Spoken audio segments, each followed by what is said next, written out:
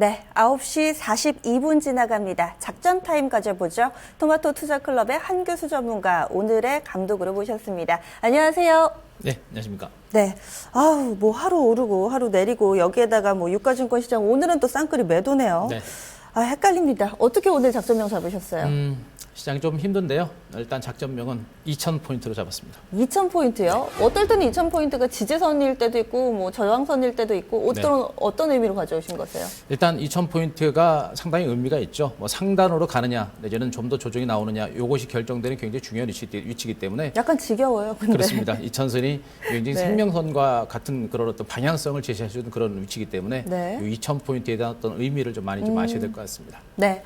그러면 과연 이 부분이 우리에게 도움이 되는 그런 든든한 방어벽이 될지 혹은 또 앞으로에 가는 발목을 잡는 부분이 될지 확인해 봐야 될 것 같은데요. 체크 포인트를 좀 더 자세하게 짚어보겠습니다. 네, 오늘의 체크포인트 세 가지로 정리해봤습니다. 2,000포인트 지지 여부, 외국인, 그리고 700포인트 돌파, 아무래도 코스닥이겠죠. 먼저 첫 번째로 2,000 지지 여부입니다. 뭐 오늘 이 상태대로라면은 2,000선은 뭐 지지되는 거 아닌가요? 일단 2,000선 지지 가능성은 일단 있다고 보셔도 될 것 같아요. 네. 2,000선 지지 가능성은 있다고 보시면 될 것 같은데, 일단 뭐 지지를 뭐 받는다, 내지는 뭐 2,000선에서 지지를 받고 2,000선이 깨진다, 뭐 이런 어떤 의미보다는 2,000선이라고 하는 의미가 어제 이미 저점을 한번 2,000선을 살짝 깼다가 올라왔었죠. 그 2,000선이 만약에 한번 지지를 받고 올라갔다가 다시 무너지게 되면은 시장 자체가 다시 무너지는 경우가 많습니다. 결국엔 시장의 어떤 공포감, 중국 증시 급락이라든가 이런 악재 때문에 증시가 밀렸던 부분에서 지수가 치고 올라갔기 때문에 2,000선이 지지가 될 것이다라는 그런 안도감이 많이 크게 되겠죠. 그런데 그 안도감이 있는데 그 안도감이 있었던 상태에서 다시 만약에 2,000선이 무너지게 되면 시장은 코스피와 코스닥 시장 같이 조정이 좀 더 이어질 수가 있습니다. 특히나 지금처럼 시장의 체력 자체가 굉장히 약한 상태에서는 2,000선이 다시 무너지게 되면 시장의 심리 자체가 다시 급속도로 무너질 수가 있기 때문에 이 2,000포인트의 지지 여부를 굉장히 중요시 여겨야 될 거고요. 2,000포인트가 지지가 된다고 해서 시장 자체가 치고 가는 게 아니고 최소한 2,000포인트는 지지가 되어야 시장이 안정된 장세 속에서 적어도 종목 장세는 나올 수 있다라는 의미로 2,000포인트 지지 여부를 보시는 게 좋을 것 같습니다. 그러니까 이거잖아요. 공부 잘하던 사람이 한 번 70점 맞으면 실수했겠지 하는데 두 번, 세 번 70점 맞으면 실력이 없나? 이렇게 된다는 거잖아요. 그렇죠. 그러면서도 이제 거기에 대해 실망감이 되는 것이죠. 2,000포인트가 만약에 지지를 간신히 받았고 회복을 했는데 이제 좀 괜찮겠구나라고 했는데 또 한 번 무너지게 되면 이제 시장이 좀 안 되는가 보다라는 그런 느낌 때문에 이제 공포감이 등장할 수가 있겠죠. 그런 부분들 때문에 2,000포인트가 지지가 된다고 해서 치고 간다라는 개념보다는 적어도 2,000포인트는 지지가 되어야 그래도 하방에 대한 어떤 불안감은 좀 사라진다라는 개념으로 보시는 게 좋겠습니다. 네, 알겠습니다. 두 번째 포인트입니다. 외국인이요. 외국인 수급 봐주실 것 같은데요. 오늘 코스피에서 좀 파네요. 그렇습니다. 지금 외국인 투자자들의 수급이 조금 안 좋죠. 전체적으로 외국인 투자가들의 수급에서 이제 중요한 부분들은 코스피 시장에서보다는 이제 코스닥 시장에서 좀 주목을 하셔야 돼요. 뭐 최근에 아시겠습니다만 거래소 시장은 기관 중심의 매수가 좀 들어왔었고 코스닥 시장은 외국인 중심의 매수가 들어오면서 그나마 코스닥 종목들의 흐름 자체가 좀 강했었죠.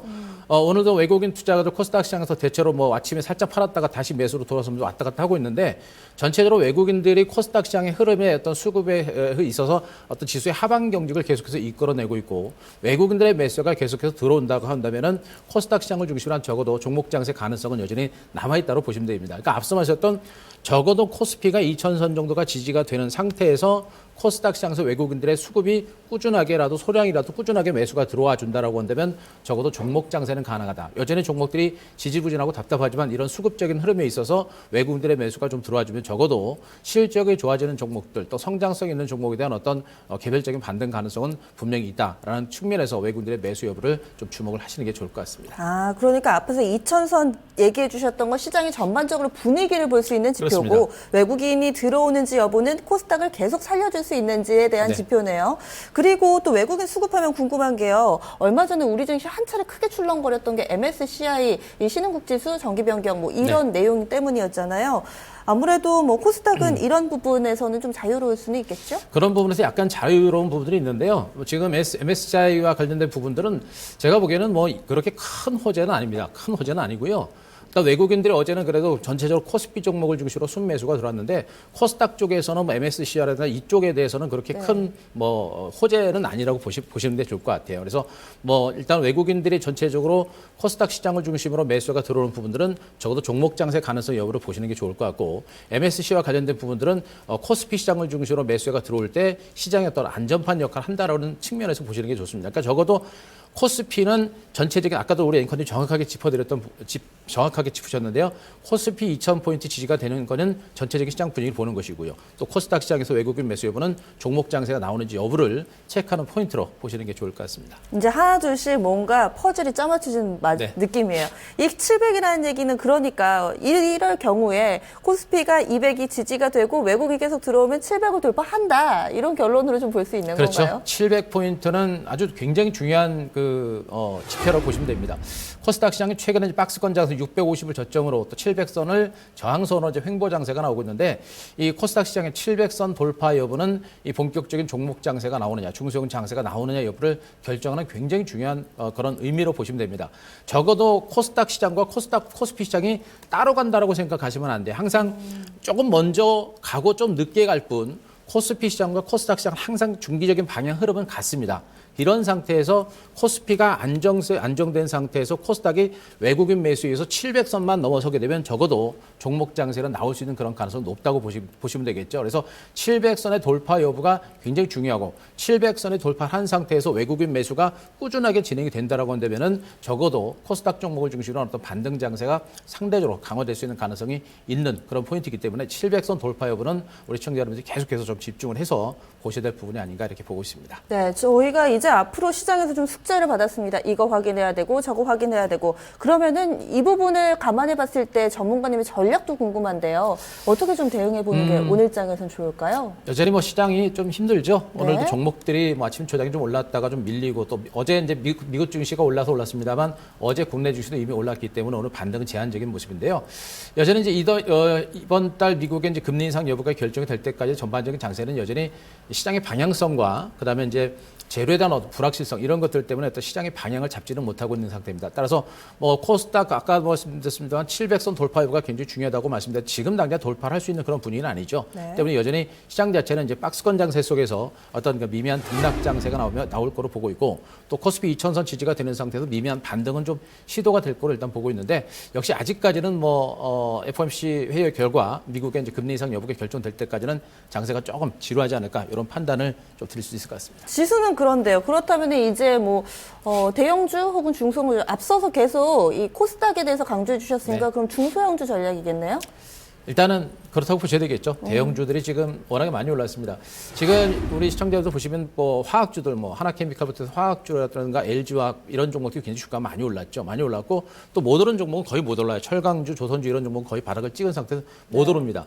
결국엔 실적에 대한 기대치가 있는 종목은 이미 올랐고 실적 전망치라든가 성장 가치에 대한 기대감이 없는 종목은 주가가 아예 못 갑니다. 그러니까 결국엔 거래소 종목 자체가 그렇게 크게 갈 수 있는 장은 아니에요. 결국엔 대형주들은 많이 갈 수 있는 그런 어떤 단기가 지났기 때문에 우리가 추격 매수하는 건 좀 부담이 있지 않을까라는 그런 판단을 좀 볼 수가 있겠고, 그러니까 말씀드린 중소형주 쪽에서 포커스를 맞추고 있는데 보통 그렇습니다. 대형주들의 흐름 자체가 좀 약한 상태에서는 중소형주가 틈새를 이용해서 이제 반등하는 그런 경우가 굉장히 많죠. 그래서 네. 여전히 중소형주 쪽으로 포커스를 맞추고 있는데 아직까지는 뭐 중소형주 쪽으로도 어떤 그 기관 외국인들의 수급이 좀 약하고 중소형들 반등이 좀 약하기 때문에 아직은 그래도 뭐 공격적이지 않습니다만 그래도 우리가 충분하게 이런 어떤 중소형주들의 어떤 반등 가능성은 분명히 있습니다. 성장 가치 측면에서 봤을 때는 네. 여전히 중소형주 쪽에서 어떤 모멘텀이 좀 나올 수 있는 가능성이 좀 크지 않을까 보고 있습니다. 조금 더 좁혀볼게요. 중소형주 쪽에서 어느 쪽 볼까요?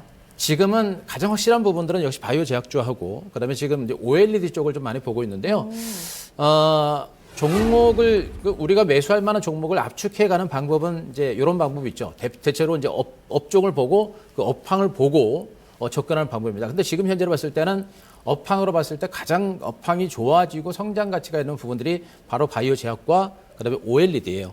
그리고 LED 뭐 IT 종목들 중에서 뭐 개별적으로 실적이 좋아지는 종목이 있습니다만 대체적으로 지금 IT 쪽에서는 OLED가 하나의 새로운 성장 산업으로 떠오르고 있기 때문에 OLED가 업종으로 그게 많이 부각이 되고 있는 겁니다. 그래서 OLED 관련주들의 어떤 그 중기적인 반등 가능성이 높고 바이오 제약주들은 여전히 시장에서 관심이 너무나 많은데 이미 재료가 많이 노출이 됐기 때문에 시장에 관심이 많죠. 그래서 재료가 좀 노출이 된 상태이기 때문에 본격적인 상승까지는 좀 시간이 걸릴 수는 있겠습니다만 여전히 성장 가치라는 부분에서 봤을 때 또 주가가 중간 바닥을 찍었다라는 그런 관점에서 봤을 때 또 이제 화장품 관련들도 이제 한중 FTA가 체결이 되게 되면은 그에 따른 성장성이 있겠죠. 뭐 그 화장품 관련들도 그렇게 이제 개별적인 어떤 반등세를 볼 수 있는 가능성 이렇게 좀 압축을 하면은 뭐 바이오 제약주, OLED 그리고 화장품 정도 이 정도로 일단 큰 축에서는 그렇게 좀 더 압축을 좀 해볼 수가 있을 것 같습니다. 네, 그럼 마지막 한 가지로 질문을 드릴게요. 지금 관련해서 사실 화장품도 그렇고 제약바이오, OLED 한 차례씩 시장에서 관심을 가지고 우르르 올랐다가 현재는 좀 쉬는 국면인데 이럴 때 안 올랐던 숨겨진 종목을 찾는 게 더 좋은 투자 전략인가요? 혹은 잘 갔다가 쉬었던 그런 대장을 잡는 게 좋은 전략일까요? 일단은 그 지금 말씀드렸던 업종에서 지금 뭐 바이오 제약주들 같은 이미 시세가 많이 난 상태에서 쉬어가는 과정들이죠.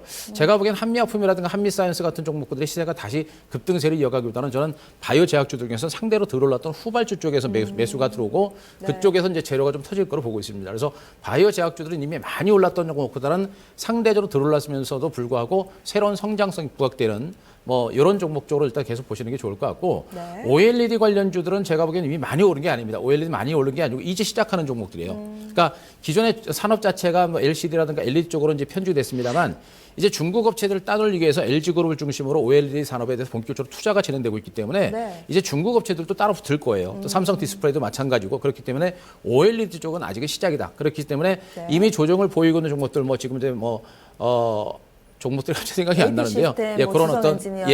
그런 어떤 그 OLED 관련주를 중에서 계속해서 보시는 게 좋겠고 화장품 관련주들은 제가 보기에는 아직은 조금 급합니다. 여전히 이미 시세가 많이 난 종목은 다시 가려면 또 상당한 그런 기간 조정이 좀 필요해요. 그런 기간 조정이 좀 필요한 상태에서 주가가 올라갈 수 있기 때문에 좀 여유를 가지고 보시는 게 좀 좋지 않을까 이렇게 판단하고 있습니다. 네, 알겠습니다. 오늘 작전 고맙습니다. 네, 고맙습니다. 네, 오늘 감독에는 토마토 투자클럽 한기수 전문가와 함께 세워봤습니다. 한 번 더 정리해 보시죠. 작전명은 2000포인트였습니다. 지지되는지 여부 확인을 해보셔야 될 텐데요. 이에 따라서 지수는 박스권이지만 이런 가운데 대형주보다는 중소형주 위주로의 전략, 그 가운데서도 후발 바이오 제약주 OLED에 집중하자라는 전략 나왔습니다.